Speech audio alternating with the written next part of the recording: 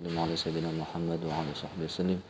Allahumma 'allimna ma yanfa'una wanfa'na bima 'allamtana warzuqna al-'ilma an-nafi'a warzuqna al-'uluma an-nafi'ah bi rahmatika arhamin. Bismillahirrahmanirrahim. Sekarang ini kita membahas tentang hukumnya Idul. Kalau kita bicara Idul Adha itu dari kata-kata udhiyah, bukan dari kata-kata duha, tapi dari kata udhiyah, yaitu hewan sembelihan. Maka kita akan membahas dulu dari perspektif fikihnya, hukum menyembelih itu kayak gimana, hukum menyembelih kurban itu bagaimana dulu.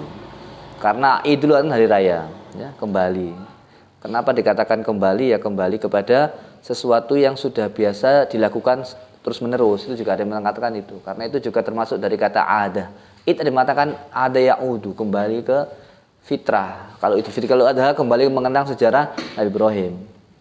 Ya, ada yang mengatakan begitu. Kalau ada yang itu dari ada kebiasaan. Ada yang mengatakan itu tuh adalah hari yang berulang-ulang terus, ya. Oke, kita bicara itu tentang seputar masalah Id, ya.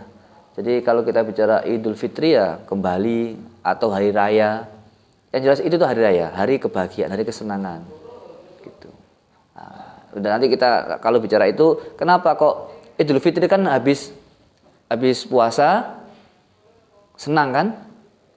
Idul Adha kan hari bahagia. Justru nyembelih. Kenapa bahagia?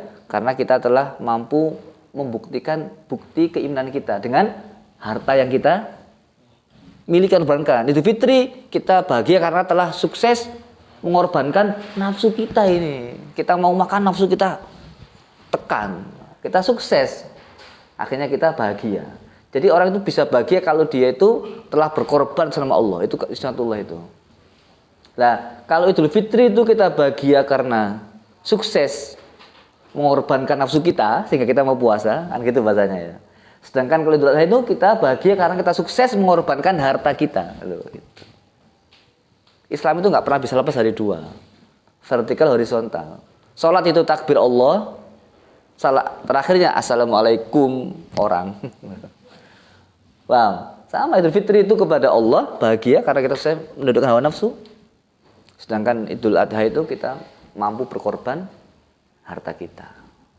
Idul Fitri berkorban diri kita korbankan, kan korban diri kita. Korban apa? Lemes, nggak makan, nggak minum, kan korban kan? Kita korbankan diri kita kepada Allah. Sampai lemes, nggak punya tenaga. Kan kita yang berkorban, kan bahasanya gitu. Nah, kalau itu ada berkorban harta. Wes, ya. Idul Adha jadi hari raya Adha, hari raya yang ditandai dengan penyembelihan hewan kurban. Gitu. Nah, maka dari itu kita membahas tentang seputar kurbannya dulu. Idulnya kita sudah bahas sekilas. Nanti kita bahas lebih lanjut dalam sesi atau kajian tasawufnya. Sekarang kita kajian fikihnya dulu.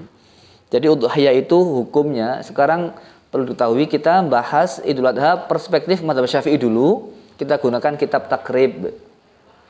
Dan yang saya pegang adalah kitab At-Tahdzib, yang merupakan kitab yang memberikan penjelasan dasar hukum Al-Quran dan Sunnah dari hukum yang diambil oleh pengarang dari kitab At-Takrib itu Abu Syuja.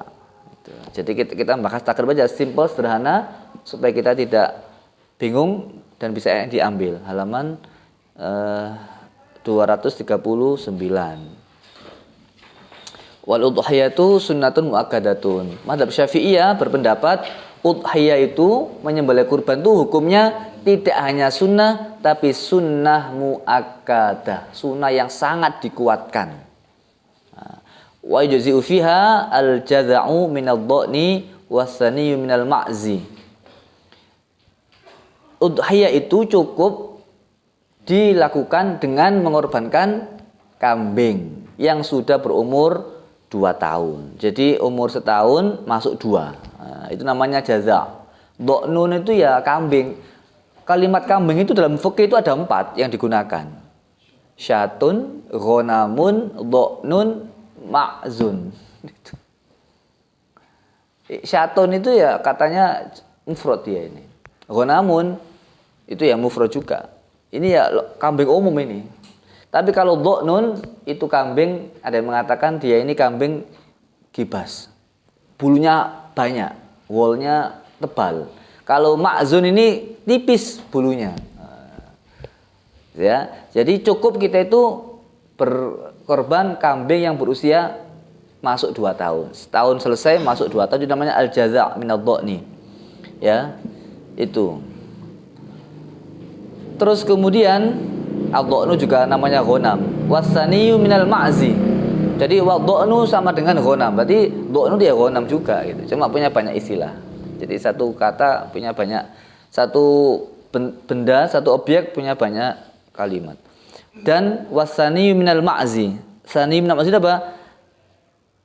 Minal ma'zi, jadi sani itu apa? Hewan yang berumur 3 tahun. 2 selesai masuk 3. Ma'zi ini adalah kambing. Kambing yang itu. Jadi bisa umur 2 tahun, bisa umur 3 tahun. Ya. Wasani minal ibili apa? Wasani itu apa? Hewan umur 3 tahun. Sani itu kan dari kata 2. 2 tuntas masuk 3 gitu maksudnya. Jadi sani itu bukan 2 tahun, 2 tahun tuntas masuk 3. Atau 3 atau apa minal ibili apa? Onta yang sudah genap berusia 2 tahun masuk ke 3 tahun. Wasani minal baqari atau sapi yang sudah genap 2 tahun masuk 3 tahun. Cukup. Watu jaziul badanatu an sab'atin. Badana ini artinya itu juga bisa onta, juga bisa sapi kalau dalam definisi kamusnya itu. Tapi kalau dalam sini, di sini itu kalau dilihat dari penggunaan kalimatnya itu adalah onta. Tapi badana itu juga bisa sapi, bisa onta. Wal budna ja'alnaha lakum. Dalam Al-Qur'an kan? Jamaknya budnun dari badana. Perhatikan dalam Al-Qur'an, dalam bahasa Arab itu jangan tidak selalu tambahan ta itu perempuan. Badanun kan badan. Badanatun badan laki perempuan kan enggak? Nah, ini bukti kalau tak itu enggak selalu perempuan. Badanun badan, badanatun sapi atau onta yang digemukkan. Kalau lihat anunya. Maktabun bangku, maktabatun perpustakaan. Jami'un, jami' kan masjid. Jami'atun kampus loh, jauh. Tidak selalu jami' itu masjid laki-laki, jami'atun masjid perempuan. Banyak orang itu gara-gara tak langsung diartikan perempuan, tidak. Termasuk bakora itu bukan sapi betina. Bakora itu seekor sapi. Ada yang mengatakan begitu. Itu bukan sapi betina tapi seekor sapi. Itu naw'iyah, tak lin naw'iyah namanya. Ini ada yang bilang begitu ya. Jadi tak itu menunjukkan tidak harus selalu perempuan. Sudah, wasani minal baqari wa tujzi'u al-badanatu an sab'atin. Onta bisa untuk 7 orang. Wal baqaratu an sab'atin. Baqarah sapi itu juga untuk 7 orang. Wasyatu an wahidin, dan kambing untuk 1 orang. Ini sudah maklum ya. Sudah, saya enggak baca hadisnya terlalu lama nanti. Ini semua ada hadisnya. Karena kita ini singkat saja. Wa arba'un la tujzi'u fi dhuhaya. Ada 4 perkara yang menyebabkan korban itu enggak sah untuk dijadikan sesembelihan pada hari raya Idul Kurban. Itu apa? Al-aura'u al-bayyinu auruha. Kambing yang aura itu cacat buta. Nah, ya, yang jelas butanya. Wal arja'u al-bayyinu arajuha. Arja ini apa? Pincang. Ya. Pincang arja. Wal maridatu al-bayyinu maraduha. Yang sakit sudah jelas sakitnya. Wal ajfa'u allati dhahaba mukhuha minal huzali. Ajfa ini adalah hewan yang saking kurunya. Gitu. Ya, dhahaba mukhuha minal huzali. Di sini yang dikatakan dhahaba mukhuha itu apa? Balung-balungnya ini sudah apa ya? Kelihatan saking kurusnya. Kalau mukh itu, kalau Arab bilang mukh itu apa? Otak. Berarti anjing apa? Domba yang gila kan itu. Domba yang gila. Tapi di sini keterangannya Syekh siapa? Syekh Mustafa As-Sibai. Ya. Ya. Mustafa Dib Bugha, bukan Dibai. Syekh Mustafa Dib Al-Bugha ini mengatakan yang dimaksud dengan ini dhahaba mukhuha ini apa? Sudah sangat kurus sekali. Wa yujzi'u al-khasiyu, dan cukup apa? Khosi apa? bisa, hanya 4 saja nggak bisa ya tadi ya, yang buta, yang pincang, yang sakit, yang sangat kurus sampai kelihatan tulang-tulangnya. Tuh, sangat kurus ya, tidak hanya kurus tapi sangat kurus. Pak boleh, sangat kurus. Ya, sudah hilang sampai kelihatan tulangnya ini. Lah, tapi enggak apa-apa hewan itu ketika sudah wajazi'u al-khasiyu. Al-khasiyu itu adalah hewan yang hilang syahwatnya. Nah, kalau bahasa khasiyu itu apa? Yang hilang kelaminnya gitu. Nah, bukan hilang tapi ini kan majas ya. Artinya sudah, kalau terjemahnya ada apa? Ay qata'u qurwa hatta tadhhaba syahwatul jima'. Nah, itu. Sudah terputus khusyatahu. Itu khusyatahu ini apa? 2 bulatan kelaminnya itu sudah hilang itu. Kalau hewan enggak apa-apa itu. Sehingga sudah tidak punya syahwat jima' lagi.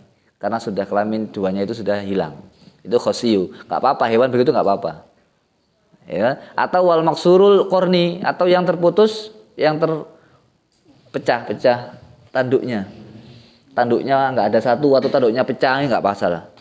Wala tudzi'u al maqtu'atul udhuni waladzanabi, tapi nggak boleh kalau sampai terputus telinganya dan ekornya. Itu kalau hanya kelaminnya nggak berfungsi nggak apa-apa, hewan ya. Waktu zabhi, waktunya menyembelih itu min waqti sholatil aidi, dari waktu sholatul aid ila ghurubis syamsi min akhir ayyamit tasyriqi, dari mulai sholat Idul Id. Setelah sholat Id ya, kalau Syafi'iyah ini setelah sholat Idul Fitri. Kalau mazhab yang lain tidak usah, kita nggak bahas mazhab 4 ya, nanti kita singgung kalau ada waktu sebentar. Dari sholat Id sampai ghurubis syamsi min akhir ayyamit tasyriqi, dari sholat Id sampai terbenamnya matahari hari tasyrik. Hari tasyrik itu apa? 3 hari selain Idul Adha. Jadi 3 hari 2 malam. Hari tasyrik selain Idul Fitri ya. 3 hari 2 malam. Mazhab yang lain nggak boleh menyembelih malam hari. Nanti kita bahas ya. Tapi mazhab Syafi'iyah sepertinya nggak ada masalah. Tapi mazhab yang lain mempermasalahkan kalau malam hanya boleh siang meskipun mutasyrik. Nanti kita lihat. Nanti kalau dalam mazhab 4 banyak. Ya. Wa istahabu inda dzabhi 5 asya. Disunahkan ketika nyembelih itu 5 hal. Membaca bismillah atas tasmiyah. Jadi tasmiyah itu sunnah. Tasmiyah wassalatu ala nabi sallallahu alaihi wasallam. Jadi membaca salawat kepada Rasulullah SAW. Jadi tapi ini jarang dilakukan ini. Jarang orang nyembelih baca salawat. Hanya bismillahirrahmanirrahim itu aja. Ya. Wastiqbalul qiblah, menghadap kiblat. Wat takbiru, dan membaca takbir. Ini banyak. Biasanya bismillahirrahmanirrahim gitu aja. Mestinya bismillahirrahmanirrahim. Allahumma shalli ala Muhammad, Allahu akbar. Tapi ini jangan dilakukan. Jadi kalian kalau bisa besok ya salawat. Sampaikan dulu orang-orang. Gimana? Ya tetap ikan sunnah. Nggak baca bismillah pun nggak ada masalah. Ini sunnah. Bukan kan sunnah wa istahabu. Disunahkan ketika nyembelih 5 perkara. Memang hukumnya ulama itu berbeda pendapat apakah menyembelih hewan, jangankan kurban, hewan biasa aja kalau nggak baca bismillah itu apa boleh apa tidak? Itu kan hukumnya beda pendapat. Wala ta'kulu mimma lam yuzkarismullahi alaihi. Dalilnya kan itu. Malah itu inna dzalikum lafisq. Nah, terus-terusnya itu. Itu fasik gitu kan. Tapi di situ ulama bukan kok yang nggak boleh itu bukan kok Allahnya, artinya karena Allahnya itu yang penting, bukan bismillahnya. Kan ada orang nyembelih bukan karena Allah, karena berhala. Termasuk permintaan jin, ini harus nyembelih sapi. Oh itu nggak boleh itu. Kamu ini rumahnya harus diruat, harus pakai sapi. Yang ngomong jinnya, oh berarti kamu nyembelih bukan karena Allah, tapi karena jin, suruh sama jin kamu itu berarti loh gitu. Ini yang menjadi mahalul khilaf mimma lam yuzkarismullahi alaihi. Tapi kan hati-hatinya pakai bismillah kan gitu. Karena yuzkarismullahi, tidak disebutkan nama Allah. Nah, nama Allah itu kan tidak karena Allah dan akhir itu mahalul khilaf di situ. Mahalul khilaf. Tapi kalau itu diperlakukan, kita boleh jadi nggak pernah bisa makan di luar. Apa kalau orang baca bismillah kalau makan? Bagaimana kalau mesin yang nyembelih? Nah, makanya. Ya kan? Kalau nyembelih gimana? Di Amerika sana, KFC. Itu gimana itu? Ya tadi kita kembali ke tadi. Dan Al-Qur'an Allah kan sudah berfirman dalam Al-Qur'an. Yas'alunaka madza uhilla lakum? Bukan. Wa ta'amuhum halul lakum wa ta'amukum halul lahum. Jelas, 9 ahli kitab itu enggak ada masalah. Halal itu. Ahli kitab itu enggak apa-apa. Itu juga menguatkan pendapat yang mana mengatakan baca bismillah pun enggak harus dilakukan ketika setiap nyembelih. Buktinya orang ahli kitab baca sah kita makan. Masa orang muslim enggak sah? Kan lucu kan gitu. Gara-gara enggak baca bismillah gitu kan. Nah, itu. Itu Al-Qur'an itu. Wa ta'amukum halul lahum wa ta'amuhum halul lakum wal muhsanatu ila akhirih. Hafal Quran enak, hafal Quran itu. Meskipun lupa enggak apa-apa, yang penting kan tahu nggone, tahu gini gitu loh. Kurang lengkap tinggal dibuka saja gitu. Nah enggak hafal tambah kan informasi belasan begitu. Wah, maksudnya. Kalau hafal kan ini di sini, ini kurang ini kan gitu. Lupa itu manusiawi lah, supaya kita sering deres gitu. Dan kita enggak sombong juga. Nah enggak tahu, lupa enggak tahu wah sok-sok nanti. Gitu loh, lancar. Kan gawat itu. Mendingan kita itu tahu informasi. Dan kita kan enggak hanya hafal, harus tahu terjemahnya kan? Minimal terjemah. Meskipun terjemahnya enggak pasti salah kalau hanya terjemah. Jadi kita supaya tahu informasi kita itu. Jadi tidak ada masalah ya. Sunnah itu baca bismillah sunnah. Tapi orang-orang itu kok melupakan selawat ini. Kenapa ini? Nah ini. Jadi besok saran saya kalau jadi takmir, kalau jadi panitia kurban, baca ini dulu. Disunahkan gitu loh. Ngerti gak ngerti sampaikan aja. Ya.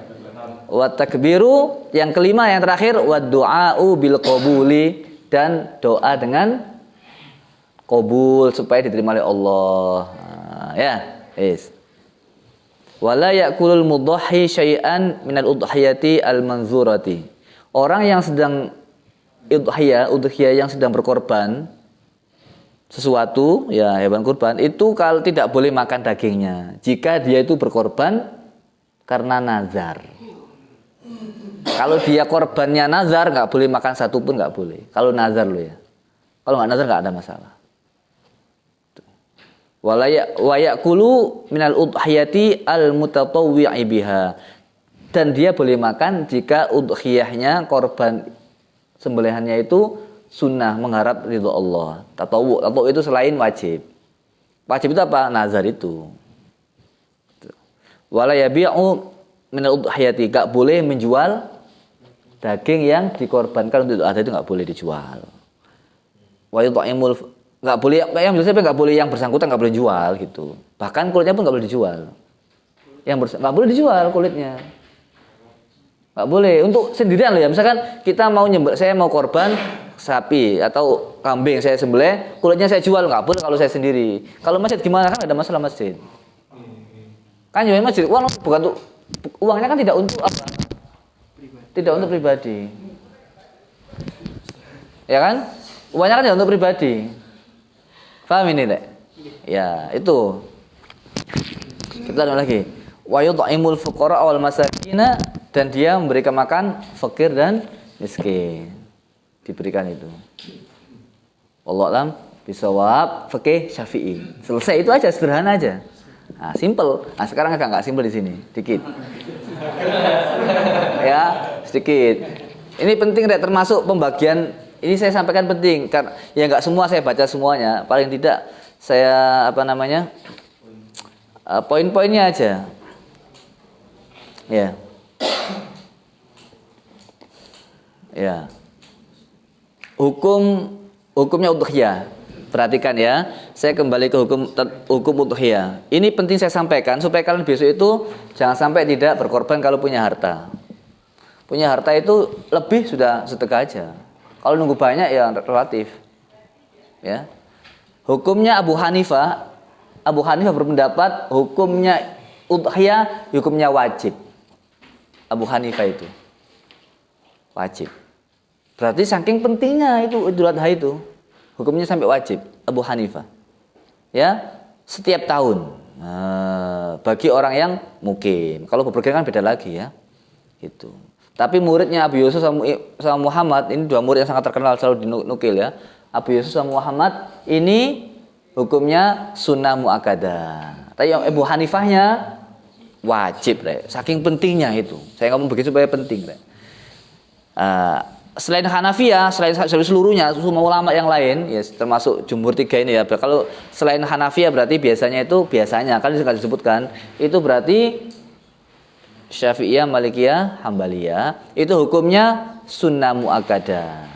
Ya. Dan makruh kalau sampai tidak melaksanakan makruh, bukan enggak ana apa-apa, makruh. Jadi kalau orang punya uang enggak kurban itu hukumnya makruh, bukan kok enggak ada konsekuensi gitu. Jadi enggak kurban itu jelek. Selama punya harta kurban aja. Masalah pokoknya selama punya harta sisa wis kurban aja. Ya, kalau gitu. Saya kan masih punya hutang 500 juta misalkan ya. Tapi kan bisa ngangsur dan sehari juga masih ada sisa ya. Menurut saya tetap kalau nunggu hutang 1 juta enggak selesai kan enggak korban-korban gitu. Kok hutang lunas, hutang lagi, repot lagi. Hutang untuk beli tanah, hutang untuk beli mobil, hutang untuk beli kan capek kalau begini. Ya, selama kebutuhan kita itu tercukupi, ada sisa untuk itu ya kita korban. Ya, ini saya sampaikan penting. Yang penting lagi itu apa? Rasulullah bersabda gimana? Man wajada sa'atan fi rizqi wa lam yudhi falaysa minna. Atau falyaqrabanna masjidana, falyaqrabanna musallana. Punya lapang rezeki enggak dia tapi dia enggak berkurban, falyaqrabanna musallana. Enggak usah dekat-dekat masjid. Enggak usah dekat-dekat musala. Oh, gitu saking Rasul itu mengancam. Ini juga menjadi dalil kalau itu wajib. Kenapa kok wajib? Karena andaikan itu sunnah Nabi enggak akan mengancam. Oh. Itu dalilnya. Ya. Wis. Itu dalilnya. Dalilnya Abu Hanifah itu ini, man wajada sa'atan falam yudhi fala yaqrabanna musallana. Karena itu ada ancaman, maka itu menjadi wajib. Dalilnya jumhur apa? Jumhur dalilnya apa? Idza ra'aitum hilala Dzulhijjah, jika kamu melihat hilal bulan Idul Adha, wa arada ahadukum aydhi, dan kalian mau wa arada, dan kalian wa arada seorang itu, wa arada ahadukum salah satu kalian itu ingin, ingat kalimat ingin, wa arada ahadukum ingin aydhi, ingin nyembelih, falyumsik an sya'rihi wa azfarihi. Hendaklah dia itu nahan untuk tidak potong kuku sama tidak potong rambut. Ini juga makhluk khilaf ini. Ada yang mengatakan enggak boleh potong kuku sama rambut sampai dari mulai 10 pertama Dzulhijjah itu. Tapi ini makhluk khilaf, tapi rata-rata jumhur enggak ada masalah. Ya. Dalilnya jumhur gini, itu kan Rasul kan gini, jika salah satu kalian mau ingin, nah kalimat jika ingin itu sunnah. Maksudnya ya, itu pemahaman hadisnya jika ingin, berarti itu sunnah. Kecuali kalau Nabi harus, nah itu ya wes ila akhirih. Nah, tapi Ibnu Abbas ada hadis juga Ibnu Abbas menyampaikan beliau Rasulullah bersabda begini, salasun hunna alayya faraid. Ada 3 hal bagi saya wajib, wahyalakum tatawwu, bagi kalian itu sunnah. Bagi Nabi wajib, bagi kalian sunnah. Apa itu? 3. Al-witru wan nahru wa salatul duha. Salat witir, menyembelih kurban waktu duha, sama salat duha. Mazhab Hanafiyah witir itu wajib, mazhab Hanafiyah. Jadi orang-orang Hanafiyah, saya dulu satu asrama dengan orang Hanafiyah, orang Cina Cina Rusia itu salat witir dulu mau tidur semuanya. Wajib. Nah, Nabi ya wajib. Dan ada sebuah hadis At-Tirmidzi, umirtu bin nahri wa huwa sunnatun lakum. Saya diperintahkan untuk menyembelih, tapi bagi kalian sunnah. Nabi dalam Al-Qur'an yang wajib fasholli li rabbika wanhar, itu dalilnya. Wis panjang ya ila akhirnya. Kalau satu-satu bisa 1 semester ya, Rek. Ya. Ya. Sekarang yang begini. Tapi al-udhiyah itu bisa berubah hukumnya.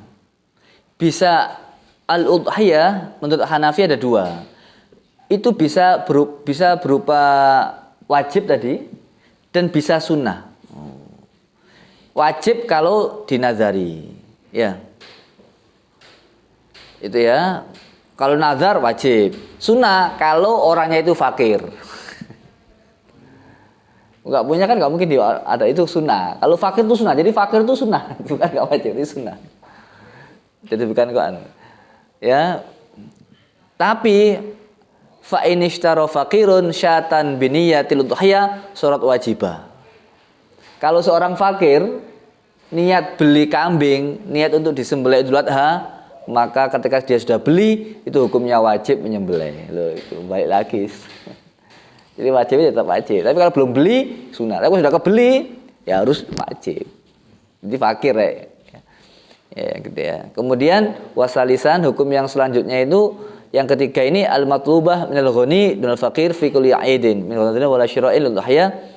Ini juga diminta dipasti diwajibkan bagi orang yang kaya. Selain fakir di setiap Idul Fitri, di setiap Idul Fitri. Di sini bahasanya al-matlubah, itu dituntut ya, tanpa nazar, wala syira'il udhiyah.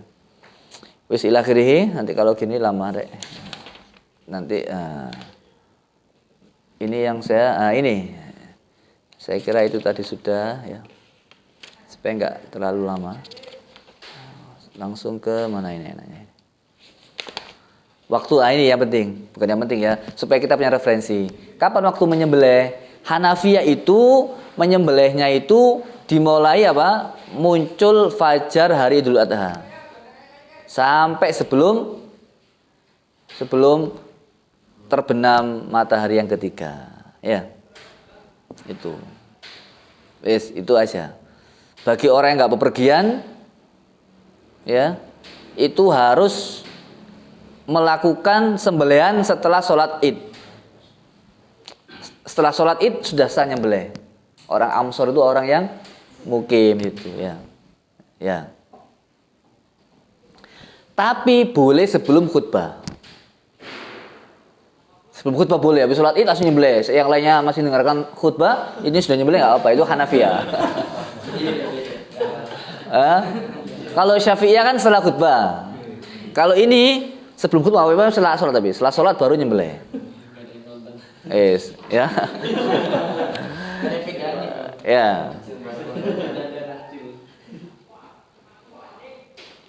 Ya. Dalilnya banyak ya. Kita supaya singkat-singkat aja. Malikiyah ya. Malikiyah itu sama dengan Syafi'iyah harus disembelih bagi imam sholat id. Imam sholat id ada dua model, imam sama nggak imam. Kalau imam sholat id harus nyembelih setelah khutbah ya mesti masuk. Kan kalau nyembelih sebelum khutbah nggak sah. Ya mesti masuk nyembelih baru khutbah kan nggak mungkin. Tapi di sini keterangan seperti itu gimana lagi? Ya. Selain imam itu harus nyembelih setelah imam nyembelih. Kalau yang belum nyembelih, mau nggak boleh nyembelih. Gitu. Imam dulu yang nyembelih, gitu ya. Ya. Ya, au mudhi zamani qadri dzabhil imam. Imam harus nyembelih dulu atau gini. Atau kira-kira masa imam sudah nyembelih. Jadi misalkan imam itu habis khutbah nyembelih ya itu sudah sah kita. Kira-kira enggak harus imam itu nyembelih. Jadi au mudhi zamanin qad radzabahil imam udhiyatahu. Jika imam itu enggak nyembelih, kira-kira setelah imam gitu aja. Syafi'iyah ya jelas itu setelah khutbah ya. Setelah khutbah. Lailan naharon, siang malam enggak ada masalah. Ya, siang malam tidak boleh. Tapi dimakruhkan kalau nyembelih itu malam hari. Itu ya, malam hari itu dimakruhkan. Makruh malam hari. Kita lagi. Ini dimakruhkan, tapi bukan berarti nggak sah. Kalau Hambaliyah ini kapan? Hambaliyah ini setelah ya seperti Syafi'iyah ya. Yang paling bagus setelah sholat dan setelah khutbah dan setelah imam itu menyembelih. Jadi disempurnakan itu. Ya. Kalau Syafi'iyah itu makruh menyembelih malam. Mazhab yang lain itu nggak boleh kalau malam. Mazhab siapa ini? Tidak boleh malam itu mazhabnya siapa ini? Ada satu mazhab itu yang tidak memperbolehkan menyembelih pada waktu malam hari. Kalau tidak salah ini coba mana ini? Wis gitu ya. Pokoknya itu makruh mazhab Syafi'iyah gitu. Wis, ila akhirih. Sekarang langsung ke ini. Sudah usia binatang nggak penting ya, pokoknya itu ausofnya itu bukan nggak penting, artinya kita lewati aja yang menjadi polemik itu. Ini sifat-sifat hayawan ini, sunnah-sunnah ini.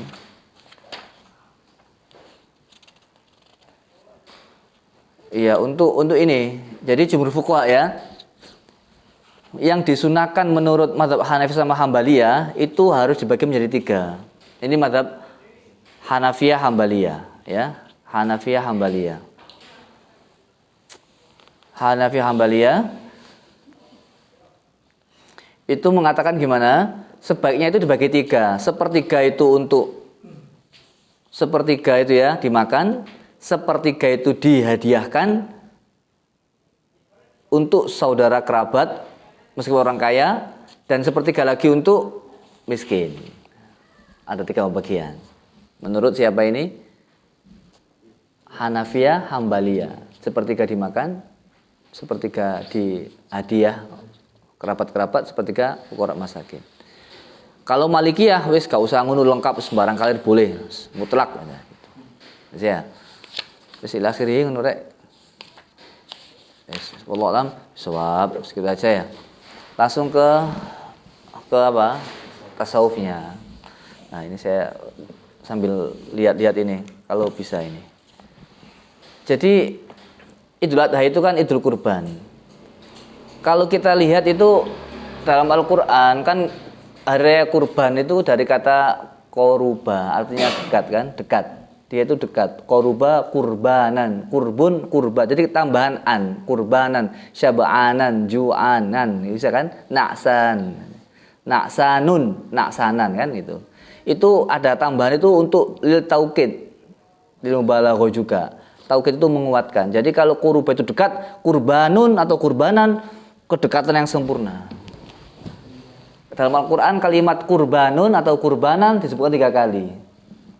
Tapi yang paling apa namanya? Yang paling bisa mendekati makna kita itu menurut saya ada 2 ya. Yang pertama itu apa? Yang pertama itu firman Allah dalam masalah apa itu? Cerita Qabil Habil. Watlu alaihim naba abnai adama id qarraba qurbanan fatuqbila min ahadihima wa lam yataqabbal minal akhar.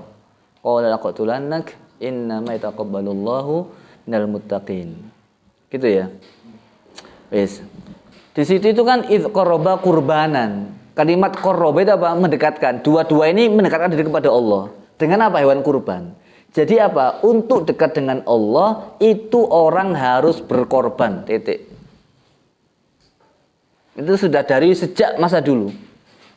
Dan pengorbanan itu ternyata ada dalam hampir semua keyakinan.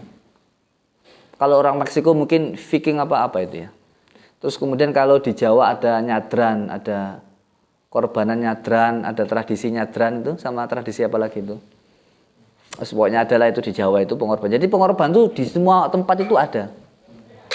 Korban ngasih sesembahan, tumbal. Jadi pengorban itu syarat mutlak. Qarraba qurbanan. Tapi enggak semua korban diterima sama Allah. Fatuqbila min ahadihima wa lam taqabbal akhar.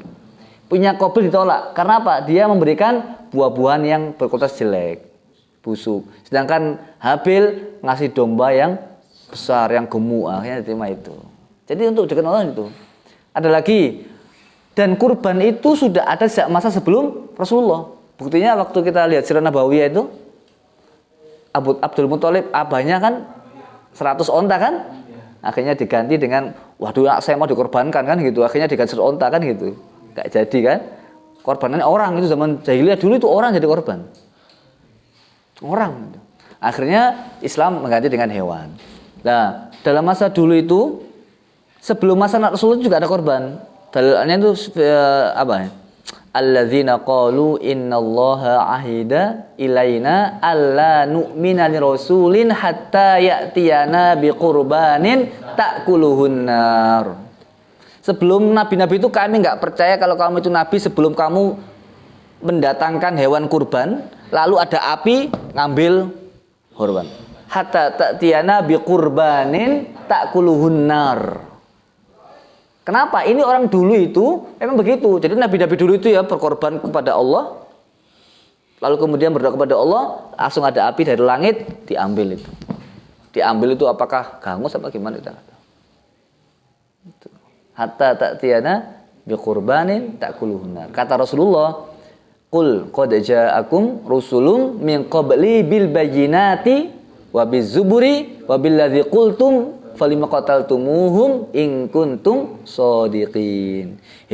Kamu nyuruh saya begitu. Sebelum kamu juga datang Nabi Zakaria, Yahya sama Sya'ya. Ada Nabi Sya'ya namanya dalam tafsir Qurtubi itu. Ini juga sama, dia juga punya korban dan dia memenuhi permintaan kamu, tapi kamu juga membunuh mereka. Loh. Tapi Nabi Yahya itu dibunuh sama kaumnya. Nabi Yahya itu dibunuh sama kaumnya. Gitu. Paham maksudnya ya? Nah, jadi kurban itu mutlak. Semua orang itu sebelum kita pun berkorban. Nah, korban kita itu apa untuk bukti keimanan kita kepada Allah. Nah, itu. Maka Idul Kurban, hari raya kurban. Hari raya kita pengorbanan. Apa yang kita korbankan? Yang paling kita cintai harta kita itu. Dan cinta kepada Allah mengharuskan kita cinta kepada makhluknya, sehingga daging yang kita korbankan harus dibagi kepada orang banyak. Dan cinta itu nggak harus fakir miskin, tapi semua orang kerabat juga kita kasih dagingnya. Kalau sodako itu hanya orang miskin, kalau kurban tidak, universal. Hari bahagia, hari kemanusiaan, hari ketakwaan. Gitu. Dimulai dengan takbir Allahu Akbar, diakhiri dengan nasi daging. Gitu. Jadi sodako itu berbuat baik itu nggak orang miskin. Sodako, nggak sodako nang Yuda banyak uang, nggak bisa. Masih banyak uang, senang dikasih uang dia itu kan? Itu. Meskipun punya daging banyak dikasih daging juga seneng kan gitu. Paham saya kira? Itu hari kurban. Itu oke ya. Terus kembali ke itu tentang korban. Jadi korban itu sebuah keharusan, tidak bisa tidak. Jadi kalau kita dekat dengan Allah, apa pengorbanan kita? Maka Allah dalam Al-Qur'an berfirman, saya ingatkan sekali lagi, wajahidu bi amwalikum wa anfusikum fisabilillah. Tidak anfusikum tapi amwalikum dulu. Amwalikum. Paham ya? Tempatnya di mana? Ini Sokolat Kota. Jangan lupa ya. Wes, korban besok kalau punya uang, besok kerja itu usahakan kalau bisa ya, cukup ya korban. Jangan sok-sok saya ini setiap tahun korban. Biasa aja itu. Justru yang aneh itu kalau nggak korban. Paham maksudnya ya? Nah, ini harus menjadi kebiasaan kita. Wes. Pada hari itu pada hari kurban itu kan didahului hari Arafah. Dalam sebuah riwayat, hari Arafah itu hari di mana Allah mengampuni semua hambanya. Semuanya Allah. Ya kecuali yang syirik sama yang berantem itu tadi ya, pasti itu ya. Lah, karena kita diampuni sama Allah, kita bahagia sehingga kita itu berhari raya. Nah, gitu. Ada yang mana seperti itu. Nah, kita bahagia, maka harus berkorban itu tadi. Terus kalau kita lihat dalam surat Al-Hajj sekarang ya. Kurang 10 menit insyaallah. Iya, betulan ini malam, Rek. Besok kalau sekarang boleh aja kita sampai jam 12 kuat. Subuhnya masih korban. Korban subuh. Jangan berkorban subuh. Ya, perkorbanan Ustaz. Buya ini korban ini subuh. Apa yang dikorbankan? Subuh. Wah, ini kacau kalau ini. Korban jangan subuh ya. Lagi. Dalam Al-Qur'an itu gini, ada firman Allah itu untuk masalah kurban itu ada macam-macam. Ada yang surat Al-Kautsar, fasal itu, lalu dalam surat Al-Hajj. Allah firman gimana? La yanalallaha luhumuha wala dima'uha walakin yanaluhu taqwa minkum.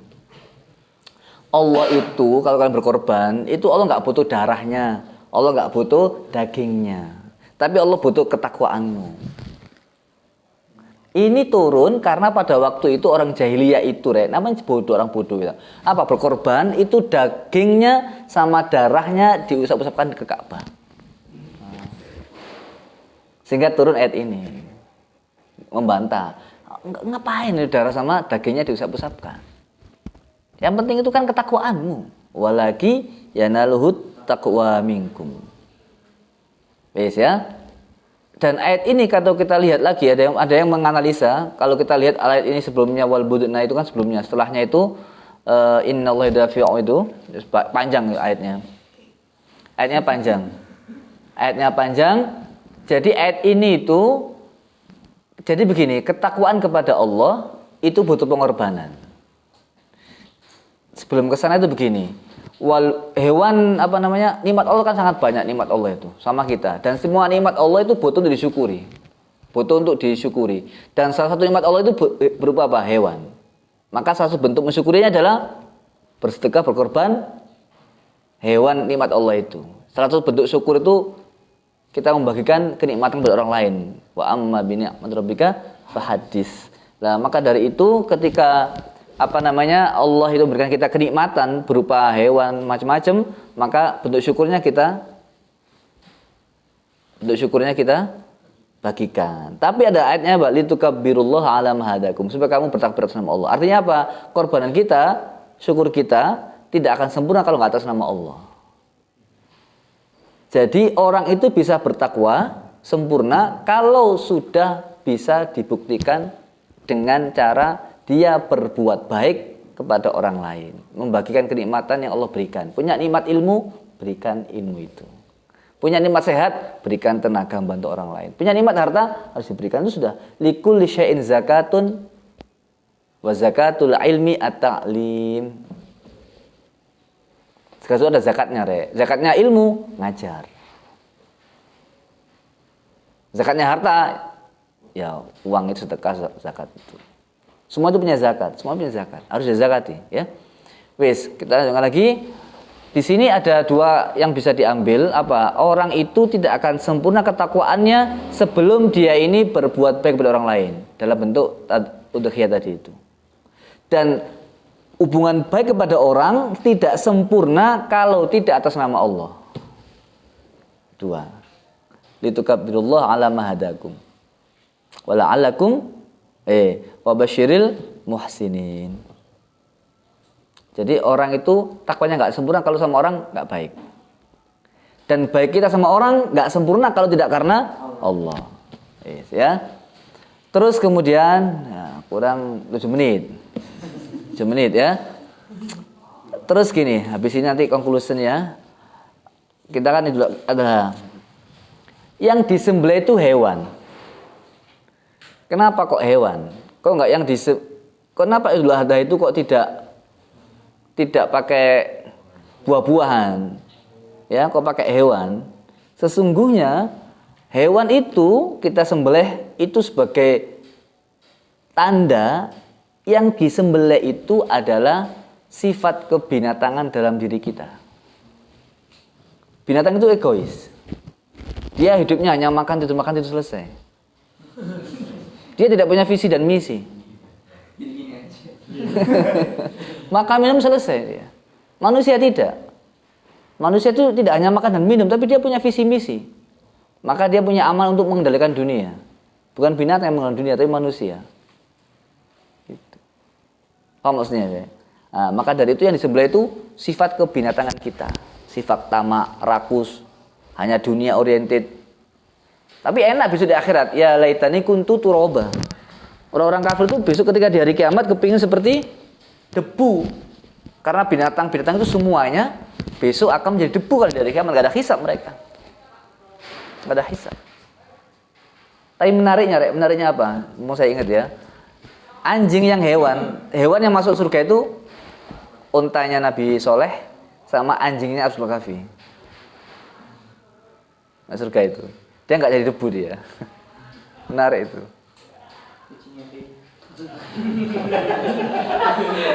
Itu kenapa Abis ini kan tasawuf ya. Karena apa? Karena anjing itu kan sudah jelas najis ya. Syafi'iyah mughalladhah. Kalau Malikiyah kan tidak najis, memang istilah. Kalau Syafi'iyah mughalladhah. Dan dalam hadis Nabi kan jelas 7 kali satunya dengan turab. Selebihnya kan nggak ada najis yang seperti itu, hanya anjing atau yang dikiaskan yaitu khinzir juga. Tapi kan hadisnya kan al-kalb ya. Ihdahuna biturab. Idawal ghafil kalbu. Kalb. Kalau hadisnya itu kan kalbu itu. Cuma di ulama memperluas sampai khinzir juga. Wis, kita kembali lagi. Kalau anjing saja yang dinajiskan oleh Rasulullah lah mungkin ya, khilaf tapi ya. Itu aja bisa masuk surga. Gara-gara apa, Rek? Gara-gara dia ini selalu dekat dan cinta kepada orang soleh. Anjing Ashabul Kahfi itu masuk surga apa? Karena dia selalu dekat dan senang cinta sama Ashabul Kahfi. Sampai surga masuk surga ini. Ini anjing, apalagi kita manusia. Ngono, Rek.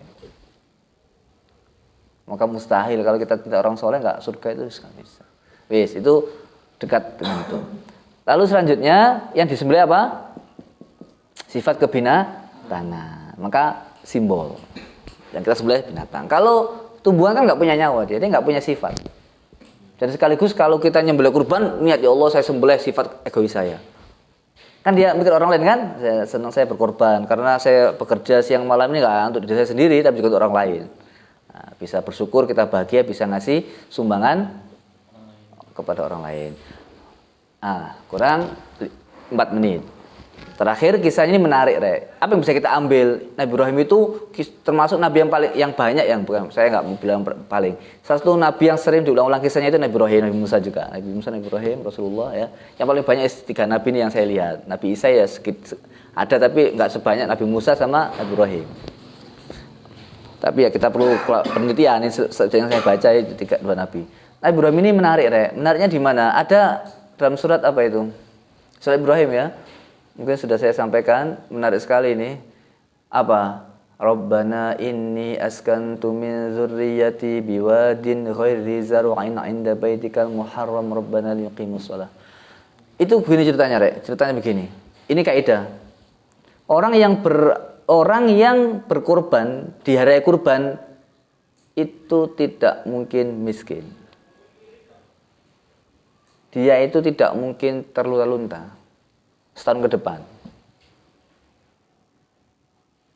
Dalilnya apa dalilnya? Kisah ini Robbana ini. Ingat-ingat baik-baik, Rek. Alhamdulillah. Saya semenjak ingat cerita ini nggak pernah lupa, alhamdulillah. Meskipun jarang saya sampaikan.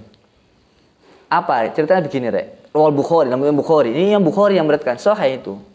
Jadi ketika itu Nabi Ibrahim dikasih Allah wahyu untuk meninggalkan menaruh Sayyidina Hajar di Mekah. Waktu itu laisa fihi insun wala zar'un wala nabat. Mekah itu waktu belum ada zara', belum enggak ada manusia. Manusia enggak ada tumbuhan, bayangkan, Rek.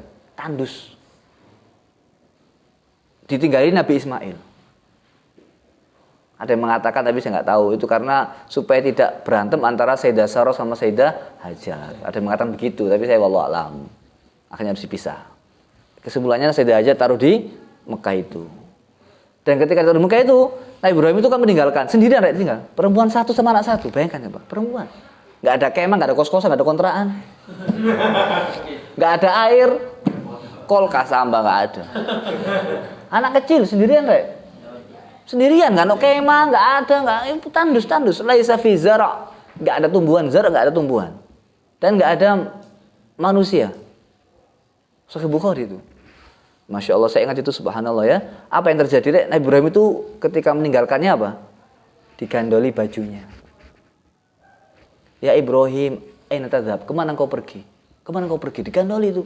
Apa yang terjadi? Nabi Ibrahim pun enggak menoleh begini, enggak. Diam aja, diam enggak dijawab. Sampai akhirnya begini, Sayyidah Hajar ngomong gini, Allah amiruka bihadza, apakah Allah menyuruhmu untuk ini? Apakah Allah menyuruhmu untuk saya naruh di sini? Qala na'am, iya. Langsung lepaskan bajunya. Idzan la yudayyi'unallahu abada. Kalau begitu Allah tidak akan menyia-nyiakan kami. Mondok di MBSM Istikharah. Oh, Allah enggak menyia-nyiakan. Paham tak maksudnya? Ya, jadi harus begitu. Kalau sudah Allah yang mentakdirkan kita, jangan khawatir. Sudah Hajar, Rek. Bagaimana keyakinannya sama Allah? Wis enggak apa-apa, wis. Kalau Allah yang menyuruh, Allah enggak akan menyia-nyiakan. Akhirnya apa? Nabi Ibrahim itu pergi meninggalkan. Terus apa yang menariknya? Seorang ayah itu begitu, orang ayah itu. Akhirnya apa? Ketika itu ayahnya berada di sebuah wadi atau jabal, bukit. Dari kejauhan, sekiranya ibunya nggak melihat, ya istrinya melihat anaknya yang ditinggalkan dari jauh. Sambil berdoa kepada Allah. Loh, orang tua ayah itu seperti itu. Rabbana inni askantu min dzurriyyati, ya Allah, saya taruh anakku min dzurriyyati biwadin ghairi zar'ain, di sebuah tempat yang enggak ada tumbuhan, inda baitikal muharram. Rabbana tujuannya liqimus shalah. Faj'al af'idatam minan nasi tahwi ilaihim. Ya Allah, jadikan hati-hati manusia itu condong senang sama dua orang ini, anak saya ini, keturunan saya ini. Kalimatnya tafsir afidatan minan nas. Kenapa kok enggak afidatan nas saja? Kok enggak semua hati manusia? Karena enggak semua hati itu senang untuk ke Mekah dan Madinah. Afidatan minan nasi. Sebagian manusia saja. Loh. Enggak semua orang senang di haji, Rek. Iya, kita ini Mas, kalau ada duit dungo ae. Orang-orang itu banyak uang enggak mau haji. Saya punya kenalan betul. Saya ngomong sama saya. Bagi saya haji gampang. Waktu dia umroh sama gratis itu, yang umroh gratis itu, Ustadz saya itu dulu nggak mau haji, apa haji terus ritual apa. Tapi begitu dia, kan ada uang sakunya mungkin dia, uang dinas macam-macam. Sekarang saya merasakan luar biasa Ka'bah itu. Gitu. Jadi luar biasa, akhirnya dia senang lagi, mau ke sana lagi. Jadi orang itu hatinya selalu ke sana itu nggak orang sembarangan. Itu sudah doa Ibrahim itu. Makanya banyak orang haji. Meskipun dia jual sapi, jual rumah, jual tanah, nabung, doa macam-macam kan. Usaha orang untuk bisa haji kan. Sampai haji apa nunut ya, yang dulu itu ya, yang haji pakai apa itu, yang masuk koran itu kan, sampai dia dihajikan orang, punya ilmu bisa masuk pesawat tanpa kelihatan. Di Indonesia ada haji nut namanya, terkenal itu. Akhirnya ada yang menghajikan betul itu, nggak ketahuan, bisa masuk pesawat tanpa tiket itu, nggak ada ilmunya katanya itu. Saya bisa ke haji itu, ya, terkenal waktu. Sekarang masih ada, buka aja Google, haji nunut mungkin bahasa. Ya nanti ada. Wes ya. Setelah itu apa, Rek? Warzuqhum minas samarati. Berikan mereka semuanya buah-buahan. La'allahum yashkurun, supaya mereka bersyukur. Jadi doanya Ibrahim itu. Nah, lalu bisnis selesai kan? Lalu kemudian Sayyidah Hajar, apa Allah kan kalau begitu Allah tidak akan menyanyiakan kan ya? Coba dilihat itu runutan cerita dramanya, sinetronnya gimana? Sinetronnya itu menariknya gini, Rek. Enggak kemudian Allah itu langsung diam-diam bangun langsung ada buah-buahan semua ngerentep di sini, ada air. Enggak, apa yang terjadi itu, Rek? Haus Sayyidah Ismail. Nangis, enggak ada orang, naik ke bukit Sofa, siapa tahu ada orang. Enggak ada lagi, naik lagi turun ke bukit Marwah, enggak ada lagi. Jadi diceritakan pertama kali perempuan yang menggunakan pengikat di tengah tubuhnya disapu itu Sayyidah Hajar. Karena saking payahnya riwa-riwi mencari air 7 kali itu, Rek. Padahal dia punya Allah nggak akan menyanyiakan saya. Yang berdoa Ibrahim, kasih dia samarot, apa? Buah-buahan yang banyak. Kenyataannya apa, Rek? Air aja nggak ada. Sampai 7 kali riwa-riwi juga nggak nemu air. Paham, Rek? Itu sinetronnya di situ, Rek. Lalu Allah buktikan janjinya. Ada seorang malaikat, diam saja. Lihat itu air akan keluar dari kaki Nabi Ismail. Loh, Zam-Zam sampai sekarang dinikmati semua orang. Dan sampai sekarang Mekah itu yang hampir tidak ada buah kecuali ada di situ seluruh dunia. Gitu, Rek. Kita juga sama berdoa. Ingat sinetronnya, perjalanan itu, Rek. Jangan langsung kemudian saya isi khoro MBSM pondok terbaik saya. Lah kok di sini? Misalkan ya, saumpama ya. Saumpama. Oh, biasa itu masih perjalanan itu. Kayak saya dah hajar itu. Akhirnya Allah kasih Zam-Zam itu. Jadi sa'i Safa Marwah itu adalah bukti untuk mengenang kisah perjuangan seorang hamba yang yakin atas janji Allah dan kebenaran doa Nabi Ibrahim dan keyakinan seorang ayah meninggalkan istri dan anaknya hanya untuk melaksanakan untuk melaksanakan perintah Allah, tujuannya liyaqimus shalah. Gitu, enggak apa-apa kita mondok liyaqimus shalah. Insyaallah itu Allah jaga itu. Nah, ini adalah kisah Nabi Ibrahim. Jadi kita itu harus yakin sama Allah.